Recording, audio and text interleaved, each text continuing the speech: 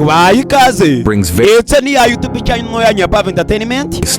Nkaba ngusaba ngo ukore subscribe kugira ngo uzajye ubasha kubona buri kintu cyose tudupostinga kuri iyi YouTube channel ya Pav Entertainment. Ndetse nababwiye yuko zajya mbagezaho ibyegeranyo cyane cyane ibifite aho bihuriye n'ijambo ry'Imana. Ubwo rero wawe ikaze, nizere ko wamaze gukora subscribe, wamaze gukora follow, wamaze gukora like kuri TikTok yacu ya Perfect Rwanda. Nimba utari wabikora bikore kubera ko niho bino bintu byose birimo birabera. Ndagira ngo mva amagambo dutangiranye. The book of Revelation brings various predictions about the emergence of the Antichrist, the return of Jesus, and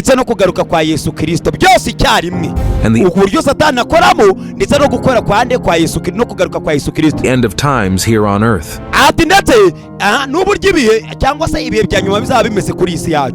And some of the passages from the vision of the Apostle John kwiyerekwa rya Yohana buriya ni umuntu wagiye yerekwa cyane cyane akerekwa ibyahishuwe ukuntu mu bihe by'iminsi ya nyuma bizaba bimeze. Ni Yohana ibyo byose wagiye abyerekwa that arouse curiosity and even fear in many of us are related to the mark of the beast and ndetse buriya Yohana yanavuze no kubijyanye n'ikimenyetso cy'inzoka, ikimenyetso cya Satani, its number, ndetse avuga n'umubare wacyo. Mu byahishuriwe Yohana yavuzemo umubare ugaragaza inyamaswa n'ubuhe 666. Ni gatandatu. Ubwo ni gatandatu eshatu nizo zigaragaza inyamaswa. Many believe that the enemy will implant a chip with this number in people. Abantu benshi batekereza yuko bazafata chips bakazishyira mu mibiri y'abantu so that they can be identified and among other things. Ndetse kugira ngo bazajye babasha kubamenya mu gihe bagiye kugura, bagiye guhaha no gukora ikintu cyari cyo cyose, bazajye babamenya kubera iyo chip izajya biri mu mubiri wabo. Things buy, sell, and most important, bazajye bakoresha iyo chip bajya guhaha, bajya kugura, bajya kwa muganga kwivuza, not be persecuted by the government that will rule the world. Ndetse abo bantu bazajye babasha gukurikiranwa be kubasha kwangiza amategeko ya guverinoma. Niko batekereza ko ariyo mpamvu wenda bazafata chip bakashyira mu mubiri w'abantu.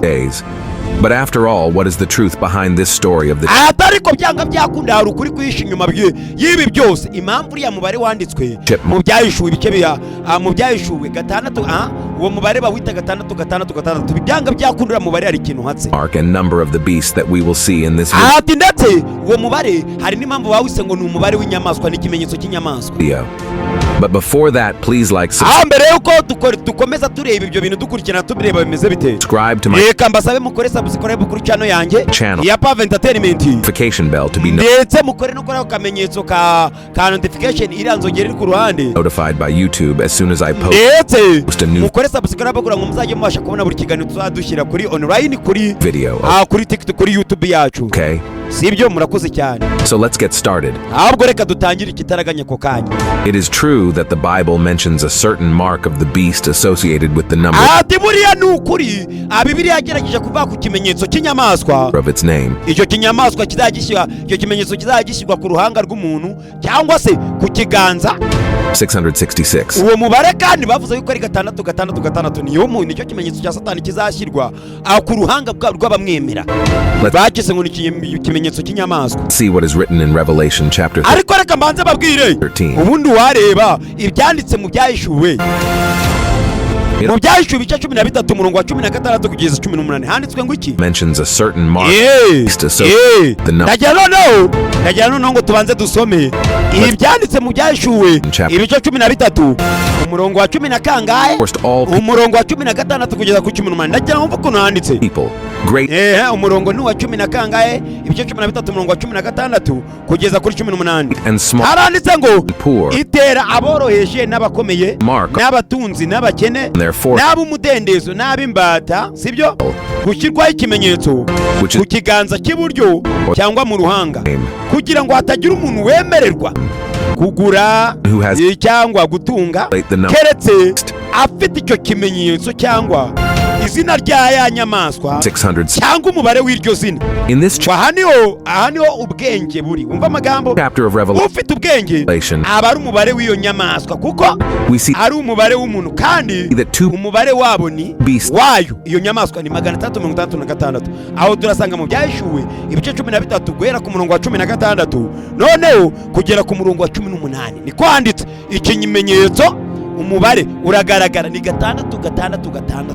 The number of the bamagambo, for it is of a man. Hapana kuvuga ngo chip Mike oya. Ikimenyetso kiragaragara, umubare ni 666. Of Revelation, we see that two beasts will arise in the world. Ati ndetse mu byahishwe ngo habonetse inyamaswa ebyiri zimanuka ziza ku isi. The end of times. Ndetse ngo izo nyamaswa zizaza mu gihe cy'imperuka mu minsi ya nyuma. And according to the vision of the Apostle John, ati tugendeye kuyereka rya Yohana, the first one looks like a monster that mu bice 13 umurongo wa mbere kugeza ibyahishuwe ibice 13 umurongo wa mbere kugeza kuri 3 handitse ngo iki ndagira ngo urebe in this chapter ni Yohana ibyahishuwe Yohana 13 at the end of umurongo wa mbere kugeza kuri 3 the vision of the handitse ngo the first one looks ngo ngiyagara ku musenyi wo ku nyanja ngo ngiye kubona mbona inyamaswa iva mu nyanja.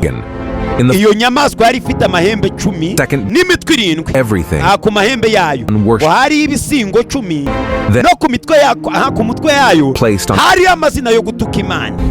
Iyo nyamaswa nabonye yasaga n'ingwe, amajanja yayo yasaga n'ay'uruko, akanywa kayo kasaga n'ak'intare, ngo cya kiyoka kiyi imbaraga zacyo n'intebe yacyo y'ubwami n'ubutwari bukomeye, ngo nuko mbona umwe mu mitwe yayo usa n'ukomeretse uruguma rwica, ariko urwo ruguma rwawishe urwo ruguma rurakira. Abari mu isi yose bakurikira iyo nyamaswa bayitangarira. Uva amagambo ni mu minsi ya nyuma. Buriya Yohana nawe yari umuntu wajyaga yerekwa ibintu byinshi cyane, hahandi umuntu ngo buriya ni umwe mu bantu banditse ibintu bijyanye n'iyerekwa bihambaye cyane. Yohana, it will be practically impossible to live during the reign of the Antichrist here on earth. But what will this mark be? Ati biragoye cyane buriya ko umuntu yavuga ngo Antikristo ntabwo yageze kuri iyi si turimo ayirimo byo pe. Although the Bible does not give details about it, atariko n'ubundi ngo ntabwo Bibiliya ikigerageza gutanga detaye ku bijyanye n'ibi ngibi, barakwereka mwabibonye ikimenyetso ku gahanga very likely to be linked to kizahajya kama mbaye bimwe mwivugisha ngo za microchip oya, ikimenyetso kizakujyaho umubare 666 na mashine yawe ukabutana yinjira mudafite icyo kimenyetso. Change people's mentality about is of life. Abantu cyane. And if we stop to think, this already happens nowadays. Nimba utari wamenya ko ibingibi biraba ufite ikibazo, nimba utangiye gutekereza ngo ntago biraba ufite ikibazo, kuko byarabaye ibimenyetso byatangiye kugera ku bantu tayari 666. The devil has been taking advantage of the internet and social networks ati umwanzi Satani cyangwa se ikibi cyamaze gufatirana avantage cyangwa se kuba dufite internet kugira ngo kidukontorore. Make people stop. Buriya ngo Satani ari gukoresha internet gukontorora abana b'abantu cyane birenze. Believing in God's word and his eternal principles related to marriage. Abantu bamaze kubona yuko bura no kwizera Imana bitakiri ngombwa. Aho wakabaye wizerera Imana wamaze kwashyira internet tayari. Ibaze ko n'umwana umwana w'uruhinja umwaka asigaye avuka zi internet ni iki. Right. Bamagambo. Believe it or not. But the path to the arrival of the Antichrist is already being prepared. With the crisis we are experiencing, people will become increasingly dependent on government aid. And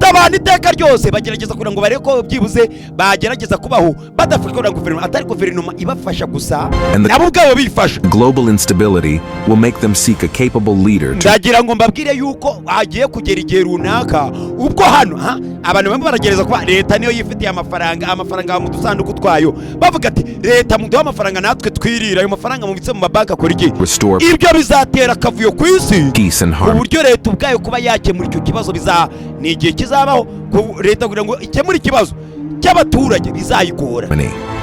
With this, when an Antichrist begins to rule, ni nabwo Antikristo wazatangira kuyobora ubwo amaleta yose ku isi azaba yarananiwe kuyobora abaturage kubera babazaba inzara, amafaranga, twabuze akazi.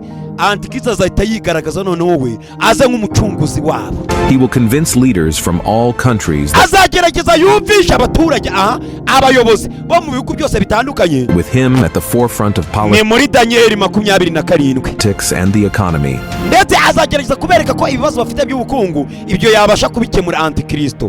Daniel 9:27 everything will go well. ndetse azabereka ko buri kimwe kizagenda neza nibemera bakamwumvira antikristo.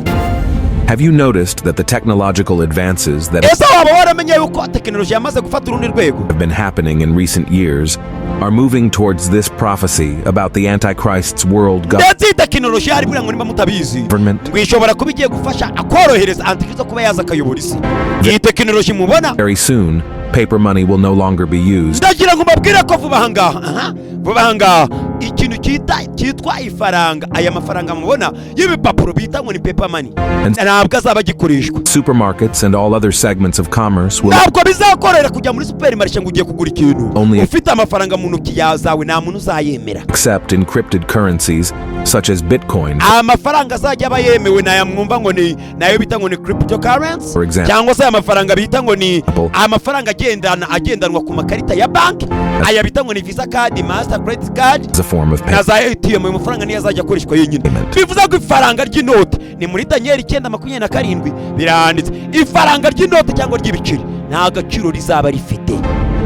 In the United States, ati muri Amerika there are already many stores that no longer accept paper money. ati mbese hari amaduka menshi cyane atajya yemera amafaranga aya mafaranga mubona aya y'impapuro ntabwo bayemera muri ayo maduka muri Amerika. And in this case, those muri ubwo buryo rero who do not have a credit or debit card iyo udafite credit cyangwa se debit card cannot make any purchases. muri ayo maduka ntabwo wahaha, is ntabwo bishoboka. will be increasingly present in our bivuze ngo rero bigusaba ko ufata amafaranga yawe ukayashyira ku ikarita lives. ndetse bari kugusobanurira uburyo ngo iyi tekinoloji yatangiye kuza ishobora kuzohereza antikristo kuba yagufatisha gukora amafaranga yo mu ntoki ntiyemewe. hemewe amafaranga yo ku mabanki ndetse ari kuri credit card na debit card. The moment when the Antichrist emerges, ati rero ubu ni uburyo buzohereza antikristo kuba yaza ku isi akayobora. nawe wibaze niba kubwira bati ntabwo uri bwemere guhaha udafite ikimenyetso cya icyo kimenyetso, uzabigenza gute? amafaranga yose kuzaba warayashyize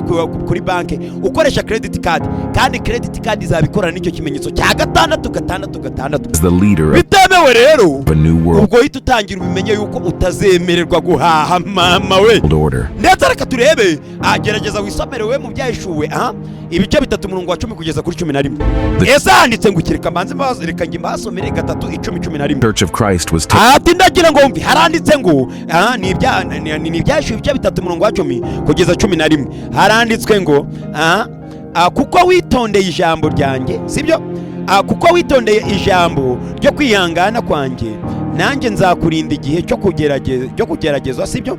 kigiye kuza mu bihugu byose kugerageza abari mu isi. ibyo bintu nzabikurinda, ndaza vuba, komeza ibyo ufite hatagira ugutwara ikamba ryawe. mwabyumvishe? buriya Yesu yari abizi ko igihe runaka abantu bazaba bari mu bintu bibakomereye. ni nayo mpamvu yanditse ino jambo ati komera, ndaza vuba ngo ukize ibyo byago n'ibyo bibazo. These new technologies will be increasingly present tekinoloji irimo iriyongera ku isi muri kino gihe turimo in our lives. iri kwiyongera cyane birenze. Christ emerges as the leader of a new world order. ndetse ibi ni ati ifaranga tekinoloji ubwayo irimo iramera nk'umuyobozi mushyashya w'isi, imeze nk'aho irimo iriyoborera isi. The Church of Christ was taken to be with the Lord. ndetse ndagira ngo mbabwire yuko itorero ry'Imana vuba ngaho rigiye gutwarwa mu ijuru. To give you an idea of the speed at which things are happening, ati reka mbereke noneho uburyo ibintu biba birirukanka cyane pe, ibi bintu biba birirukanka mu buryo budasanzwe. The American scientist ati hari umunyamerika w'umunyasayanse Ray Kurzweil bamwita ngo ni Ray Kurzweil claims that in the future yavuze yuko hazaza people will have nanorobots implanted in the neocortex. ati abantu benshi cyane bazaba bameze buriya urabona hari ukuntu umuntu ngo asigaye arwara wenda bikagurana cyane, hazaba hari amarupo none asigaye akora akazi ku buryo niyo warwara wenda bakagushyiramo nk'uburyo iryo rubo rikora uzajya ubasha kubaho ntunapfe kubera robo izajya ibihari iri muri wowe, which is the front part of the brain where our forehead is located. ndetse barimo baragerageza no gukora ubwonko bumeze nk'amarobo, mbese ni irobo ry'ubwonko ku buryo bazajya bakuramo ubwonko buzima bakagushyira mu bwonko bw'irobo akaba aribwo bukwiyoborera.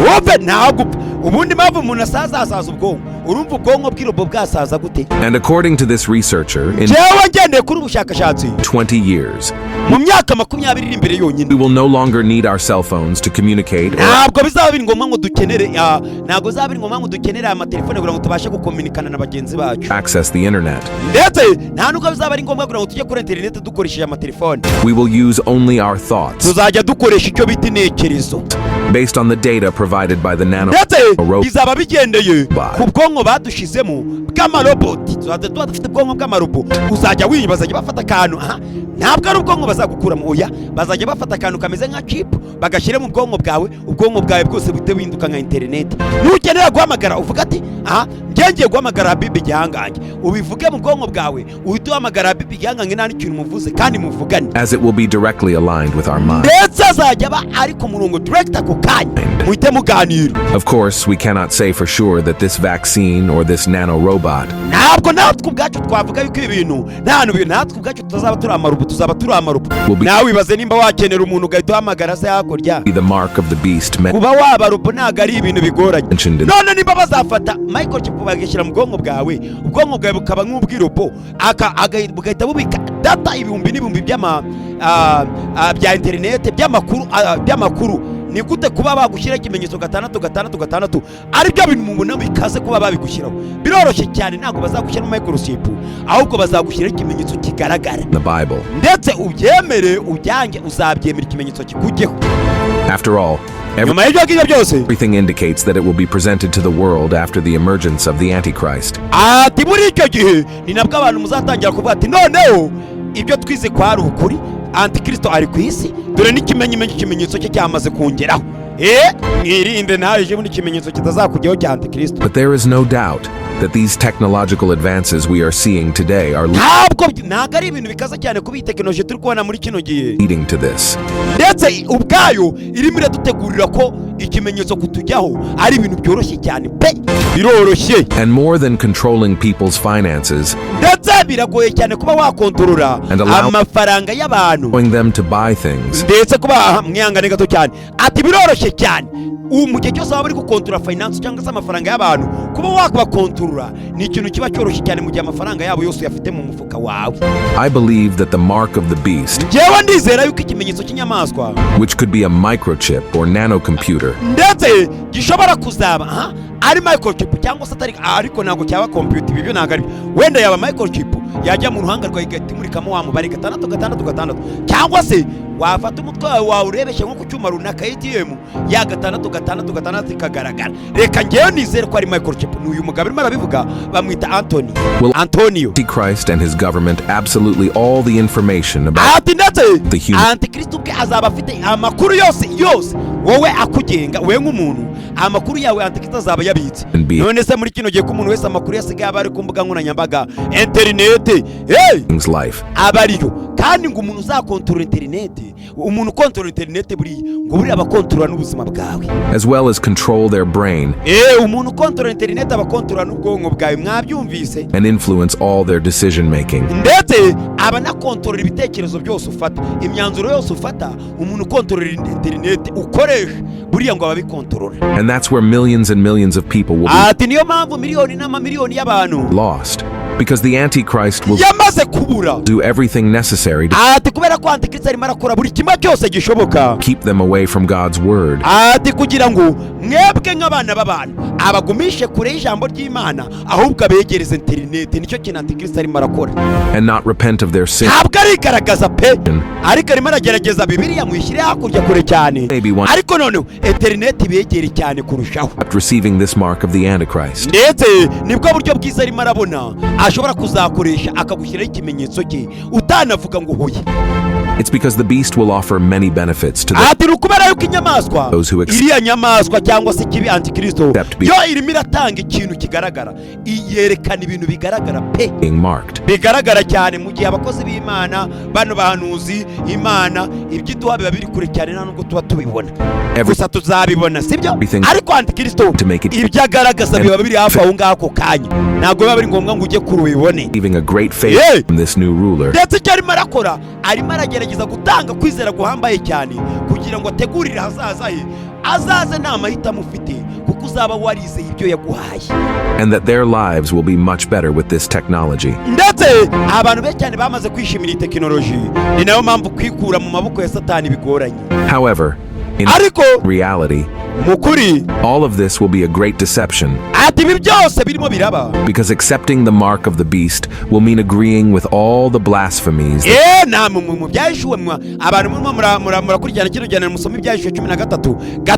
the Antichrist will utter against entering. See what the Bible says. The mark. Anyone worships the beast and its image and receives its mark on their forehead or on their hand, they too will drink the wine of God's fury.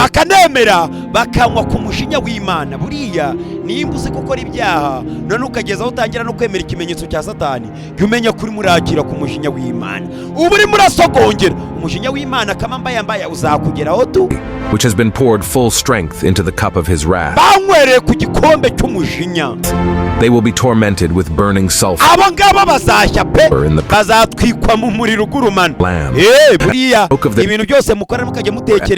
Ever. Or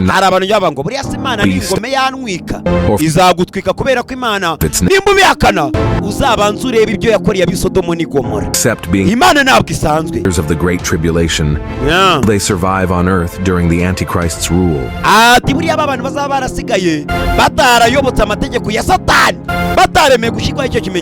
The book of Revelation says that all those who refuse the mark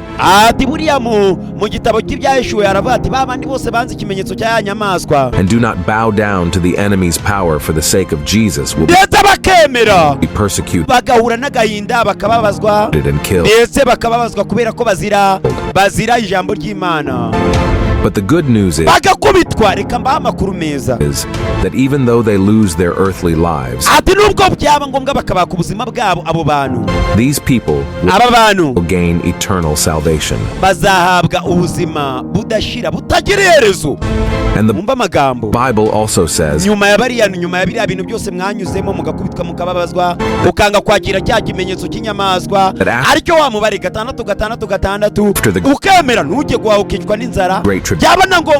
tribulation,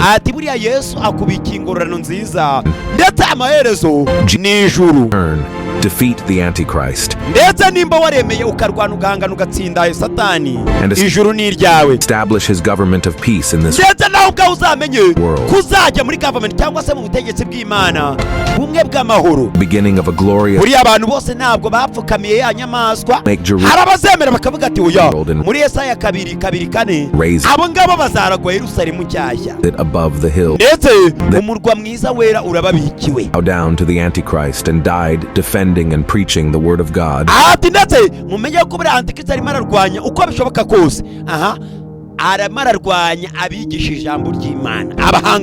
Tribulation will be resurrected and join the church of Christ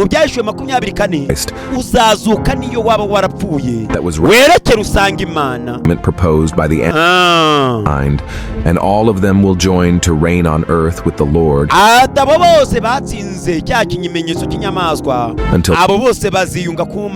the final. Satan will be defeated forever. And in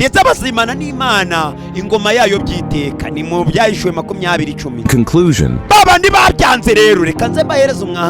we do not know for sure what the mark of the beast will be. We are not sure if it will be a chip A mini robot ati wenda natwe ubwacu kubayo uyu mugabo wumva arimo arababwira ati ntabwo ubu ngubu nanjye mbizi n'ikimenyetso cy'inyamaswa azaba ari chipu cyangwa nimba ari computer bazafata bagashyira mu bwonko bwawe ntabwo ndabimenya brains or anything else that technology ati cyangwa se akaba ari ikindi kintu icyo cyose gikoreshwe tekinoloji may create. ntabwo mbizi cyaremwe n'ubwenge bwa muntu. And we don't need to know because those who will need to worry about it are the nta nubwo arega bingoma ngo tubimenye kubera ko ba bandi bakeneye kugira ngo bahangayikishwe nabyo n'ubundi ni tayari ni ba bantu bamaze kwemera ijambo ry'Imana bakora byinshi cyane biyambaye cyane kugira ngo birinde ikintu cyatuma batandukana n'ijambo ry'Imana. n'ubundi abo bantu bivuze ngo baba bari aho ngaho barwanye banagerageza guhangana na Satani sekibi mu gihe ab'isi baba bateranye bagira ngo bahangane barwanye abo bantu bakeneye kugira ngo bazajye mu ijuru cyangwa se bakeneye guhagarara ku ijambo ry'Imana. icyo mugomba kumenya yuko nuko ba bandi bose basuzuguye Imana ingorano zabo ari mu muriro. ariko byibuse wowe reka mubwire nimba utari wabatizwa ngo wakire Yesu umwami n'umukiza wawe utazakira icyo kimenyetso gerageza basi wemere ubatijwe wakire Yesu nk'umwami n'umukiza wawe ndetse wemere inyigisho zose ziganisha kuri Yesu. That is why the Apostle Paul said, ndetse ugendere ku byo Pawulo yagiye abwira abantu. Since everything will be destroyed in this way, what kind of people ought you to be? ese wowe uri muntu ki? ati ko buri kimwe cyose kizarimbuka ubwo Yesu azaza arimbura abanyabyaha. ese wowe uri muntu ki? ubu tukubare mu buhe buryo? You ought to live holy and godly lives. tugomba kubaho mu buryo bwera ndetse no mu bumana. As you look forward to the day of God and ndetse ukagerageza kureba ahazaza icyo Imana iguhishiye. Speed its coming. ndetse urabona yuko ibihe birimo biragenda byirukanka cyane umuvuduko wambaye cyane. If you enjoyed this message, nimba unejejwe n'iyi message nguhaye, subscribe to my channel ndagira ngo ukore subscribe kuri channel yanjye and share with your friends. hanyuma usharinge iyi video ku nshuti zawe. God bless you. Imana iguhe umugisha.